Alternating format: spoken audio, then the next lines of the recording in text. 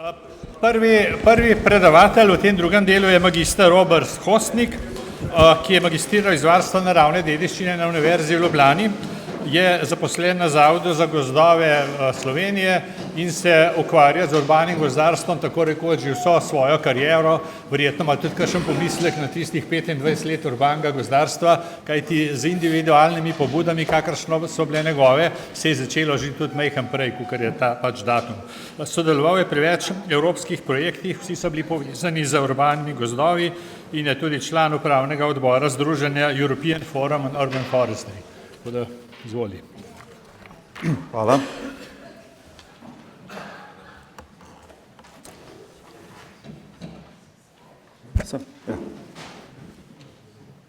Lep pozdrav. Lep pozdrav, spoštovani kolegi, obiskovalci. Moja predstavitev bo pravzaprav pregled enega 30-letnega dela z urbanimi gozdovi, sega res tja v začetek 90-ih let. Je pravzaprav neka zgodba, jaz sem ga poimenoval zgodba tega našega mestnega gozda Celje in predstavil jo bom mogoče na en tak malo drugačen način skozi 7 takih različnih zgodb, ki se navezujejo na različne tematike. Začel bi pa kar z prvo, ki vam bom pokazal nekaj slik iz enega opranega majskega popoldneva, čisto toliko, da dobite malo mogoče občutek za naš gozd.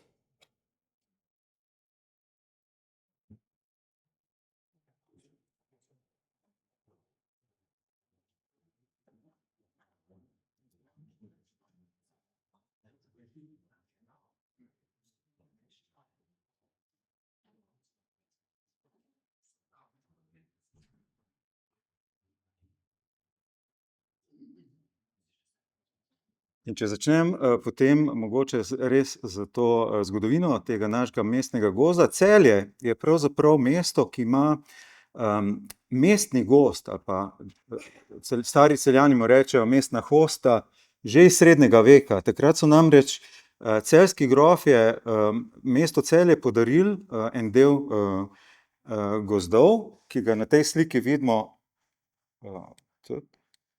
tale trikotnik odzadaj, temen, ne. In je prav z namenom, da se mesto oskrbuje s kurjavo in z gradbenim materialom. Potem je zgodovina teh gozdov v okolici mesta in zelenih površin je že kar dolga. V 19. stoletju z takratnim nemškim olepševalnim društvom se je pravzaprav začelo tudi na en način urejati parke, ampak tudi gozdove v okolici mesta. So se tudi urejevale poti, tole je recimo kopališče na robu mestnega gozda ob Savinji, tik ob mestu. Ampak že takrat v 19. stoletju je bilo Celje znano po industriji. Takrat sicer še ni imela takšnega vpliva. Po drugi svetovni vojni, ko je bila sprejeta tudi neke vrste politična odločitev, da bo Celje pač industrijsko mesto, se je pa industrija precej razmahnila in posledica te močne industrije je bilo tudi industrijsko onesnaževanje. In to se je poznalo na gozdovih v okolici mesta. Te vijolične površine, to je karta iz leta 1980. Vijolične površine so močno poškodovani ali uničeni gozdovi zaradi industrijskih emisij. In te naši gozdovi so potem rabili še kar nekaj desetletij, da so se postopno opomogli, in v začetku 90-ih let je nastopil en tak čas, ko smo pa prepoznali, mogoče, da bi se pa nekaj iz teh gozdov dalo narediti. Takrat smo skupina mladih gozdarjev v novo ustanovljenem zavodu začeli raziskovati te gozdove in tudi smo postavili tudi že definirali pravzaprav probleme, ne. In stanje leta 1993, to so bili te glavne ovire recimo za izkoriščanje tega potenciala teh gozdov v neposredni bližini mesta. Med njimi lastniška struktura in razdrobljenost, ali pa neizkoriščene možnosti, pretirana raba, neprilagojeno upravljanje z gozdovi. Potem smo postopno s temi raziskavami ali pa analizami šli na občino in je trajalo kar nekaj časa, kar nekaj let, da smo pravzaprav na občini dobili sogovornika, ker takrat tudi za občino je bilo to nekaj novega, ne. Ampak smo potem leta 1996 skupaj z Mestno občino Celje pripravili strategijo, kako pa razvijati te gozdove v neposredni bližini mesta, in to je teh 6 usmeritev: zavarovanje s pravnim aktom, stabilen finančni vir, na koncu že takrat tudi stiki z javnostmi. In ko se je to sodelovanje z občino poglobilo, se je pravzaprav začela zgodba, ki si jo tudi sami nismo mogli predstavljati. S Celjskim mestnim gozdom, tole so gozdovi na južnem mestnem obrobju, Anski vrh in Miklavški hrib in Stari grad. In potem se je ta razvoj postopno začel. Najprej so bili leta 1997 na pobudo Zavoda za gozdove razglašeni gozdovi s posebnim namenom, s sodobnim odlokom, in potem sta začela teči 2 vzporedna procesa. En je bil odkup gozdov oziroma spreminjanje lastniške strukture. Mi smo se takrat osredotočili predvsem na južni del mesta, to so gozdovi, ki so mestu najbližje, in tole je kako je ta odkup gozdov postopno tekel. Za odkup teh gozdov na južnem mestnem obrobju je bilo potrebnih 11 let. Odkupi so potekali mozaično. V proračunu Mestne občine Celje je še vedno proračunska postavka za odkup gozdov in odkup gozdov se nadaljuje tudi do danes. Začelo se je pa leta 1997. Vzporedno z odkupom gozdov je pa začela teči tudi izgradnja, obnova infrastrukture. Gradili smo v začetnem obdobju predvsem gozdne prometnice, da smo gozdove odprli obiskovalcem. Večina gozdnih prometnic so sprehajalne poti, del pa tudi večnamenske gozdne prometnice, med njimi tudi utrjene, prilagojene gozdne ceste. Tako da tole je recimo mreža poti, ki je nastala na območju Anskega vrha, Miklavškega hriba. V zadnjem obdobju smo gradili nove poti v Pečovniškem gozdu, tako da v celotnem obdobju je bilo zgrajenih ali obnovljenih 20 kilometrov poti. Večinoma so, tako kot sem rekel, to sprehajalne poti, širine tam 1,20 m, neutrjene. Urbano gozdarstvo potrebujemo danes, je profesor Anko rekel leta 1993 na posvetu Mestni gozdovi, naša skupna dobrina. Gozdarstvo, sonaravno gospodarjenje z gozdovi, jaz večkrat rečem, da obvladamo, da ga imamo tako v mezincu, ampak čim nastopi pa nov moment, tako kot je javnost v gozdu, se pa vse skupaj spremeni. In takrat ni dovolj, da smo samo dobri gozdarji, ampak moramo imeti tudi druga znanja. Zato pravim, da je urbano gozdarstvo ali pa delo z urbanimi gozdovi na en način predhodnica nekega sodobnega gozdarstva, kjer je močno vključena tudi javnost. Tako da v Mestnem gozdu imamo precej, delamo z javnostmi, to so recimo slike iz naših ekskurzij. Samo gozdno javnost v narekovajih, jaz rečem notranja javnost, ne, stik z javnostjo razvijamo na 2 načina, z osebnim stikom in s posrednim naslavljanjem. Pri osebnem stiku gre za te različne vrste dejavnosti, med njimi morda prevladuje predvsem gozdna pedagogika, v zadnjem obdobju pa tudi prireditve, dogodki v Mestnem gozdu. Posredno pa obiskovalce naslavljamo preko različnih infotabel z teksti, interpretacijo narave, tudi pravil v zadnjem obdobju in celostno podobo. Tole je naš infostebriček, mu rečemo, to je en od naših osnovnih komunikacijskih orodij z našo notranjo gozdno javnostjo, kjer postavljeni so na razpotjih in strukturirali smo ga tako, da je v zgornjem delu pač, da obiskovalec ve, kje je, da je v mestnem gozdu, potem kaži poti, kam lahko gre oziroma kam ne gre. Kratka gozdna zgodba, o njej bom govoril kasneje, to je vsebinski del in v zadnjih 3 letih smo začeli nameščati tudi omejitve, prej jih nismo imeli, zato ker je to eden od ukrepov za uravnavanje nezaželenega vožnje z gorskimi kolesi in vodenja psov po gozdu. Tole je razvoj naših vstopnih tabel v mestnem gozdu v celem tem obdobju. Za 2025 načrtujemo prenovo, vsebine so se vedno znova dodajale in te table so na vstopnih mestih v mestni gozd. V celotnem obdobju smo pravzaprav skozi probali dobivati eno povratno informacijo od naših uporabnikov, tako od lastnikov gozdov kot od samih obiskovalcev. Tako da je nastalo kar nekaj teh anket in osebnih intervjujev z obiskovalci, z lastniki gozdov. Tole je recimo en od odgovorov, ki nas je iz leta 2014, ko smo vprašali naše obiskovalce, kaj manjka, ne? In smo bili veseli, ker jih je 1/3 rekla, nič ne manjka, ne? Ampak tovrstni odgovori so pravzaprav bili tudi vodilo za naše naslednje delo, za naslednje te strategije oziroma ukrepe. Če sem prej govoril o notranji gozdni javnosti, imamo pa tudi zunanjo, širšo, splošno javnost, njo pač naslavljamo preko medijev.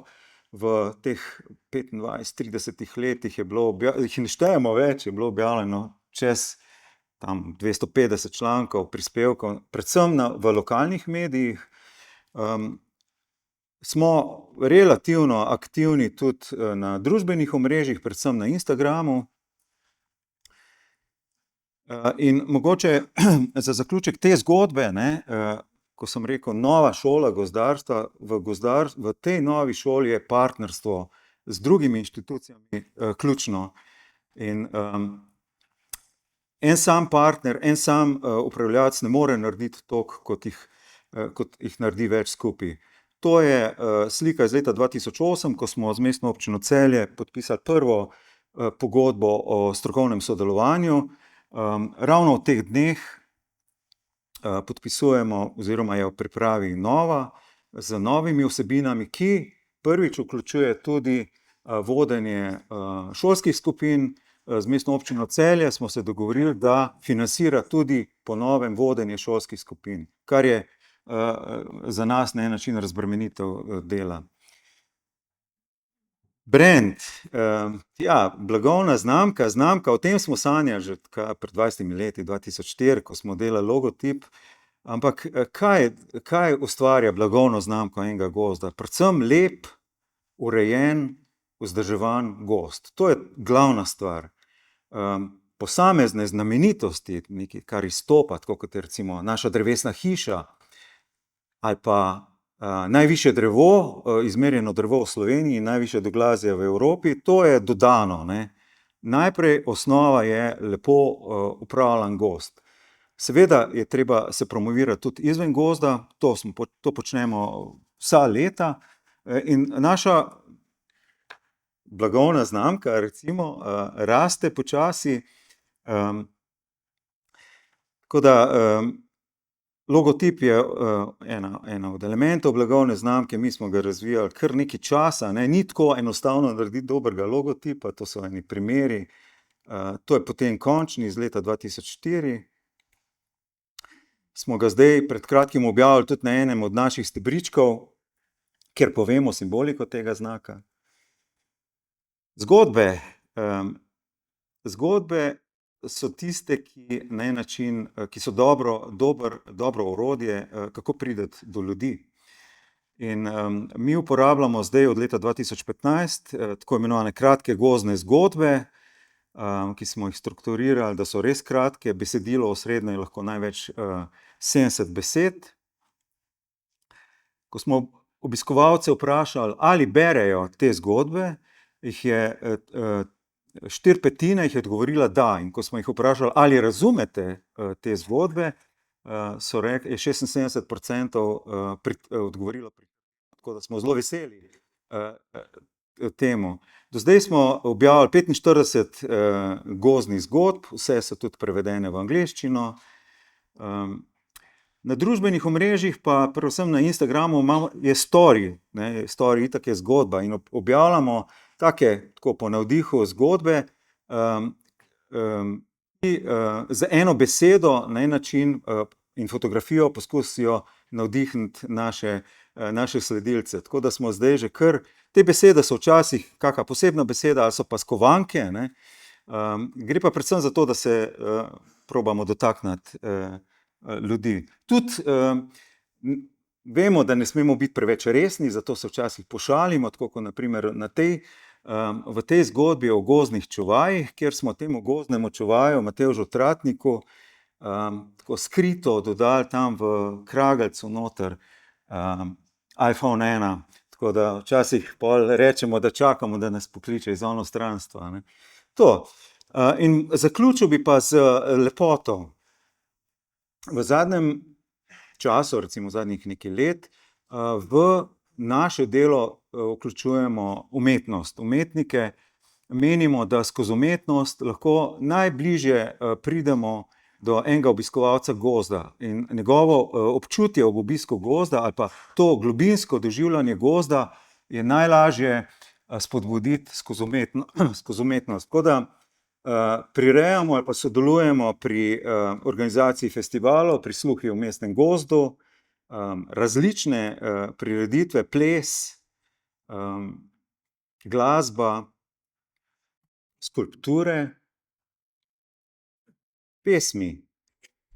Lansko leto smo začeli sodelovati s pesnico Vesno Vilar, ki je napisala nekaj pesmi prav za posamezne lokacije v gozdu. In tudi za naše najvišje drevo, Doglazio, je napisana pesem. Smo pa začeli tudi spodbujati obiskovalce z naravočutnicami, kot jim rečemo. To so taki kratki navdihujoči teksti, ki obiskovalca povabijo k bolj poglobljenemu doživljanju narave. In če zaključim, rdeča nit našega dela vseskozi je visoko kakovostna izvedba. Menimo, da je gozd visoko kakovostno okolje in da vse, kar v gozdu naredimo, moramo narediti po naši najboljši moči ali pa znanju, izkušnjah. Stroškovno učinkovit pristop. V celotnem obdobju nikoli nismo imeli velikih sredstev. To ni šlo za milijone, vedno smo delali z majhnimi denarji, z majhnimi sredstvi, in ki smo jih poskušali čim bolj učinkovito uporabiti. Ves čas je šlo za en tak organski, postopni razvoj, ni bilo nekih velikih skokov, šli smo iz vsebin do vsebine, počasi se je razvijalo, tako da in vztrajnost, to je morda tudi ena od teh ključnih rdečih niti našega dela. Pogled naprej. Tole je severni mestni gozd, ki je večinoma v zasebni lasti. Tukaj razvijamo, kako priti do lastnikov z nadomestili. Vemo, da oni, če žrtvujejo, ali pa žrtvujejo v narekovajih, če dajo svoj gozd v uporabo v organizirano rekreacijsko rabo, potem morajo tudi nekaj od tega imeti. In smo delali tudi kontingenčne vrednotenje, smo intervjuvali lastnike in spraševali, koliko pričakujejo od tega. Zaenkrat smo še v tej fazi, ampak želimo, da imajo lastniki nekaj tudi od tega gozda. Zato, ker to je ta drugi instrument, če je prvi odkup gozdov, so plačila za ekosistemske storitve vidimo kot drug instrument, ki ga lahko uporabimo. Izobraževanje, gozdna pedagogika, to je tudi ostaja ena od naših pomembnih usmeritev za prihodnje delo. In mestni gozd postaja na en način platforma tudi za druge deležnike, ki prihajajo v mestni gozd s svojimi vsebinami. To je primer gorsko-kolesarskega poligona, ki smo ga naredili, pravzaprav so ga naredili sami, lokalno kolesarsko društvo, ampak v sodelovanju z nami. Tako da ostaja pod blagovno znamko mestni gozd, je tudi pravzaprav narejen v gozdu, ki je v lasti občine in države tudi. Drug primer je recimo, tudi so sami prišli, so sami uredili, ampak v sodelovanju z nami, tako da ostaja znotraj mestnega gozda. In to je pa naš zadnji tak projekt, ki ga želimo v prihodnjih letih speljati, interpretacijski center dreves in gozda v naši drevesni hiši, in dodati nove vsebine z neko unikatnostjo, s prepletanjem znanosti in umetnosti. Nekaj idej že imamo, tako da čakamo, iščemo različne vire financiranja in se veselimo tega dela vnaprej.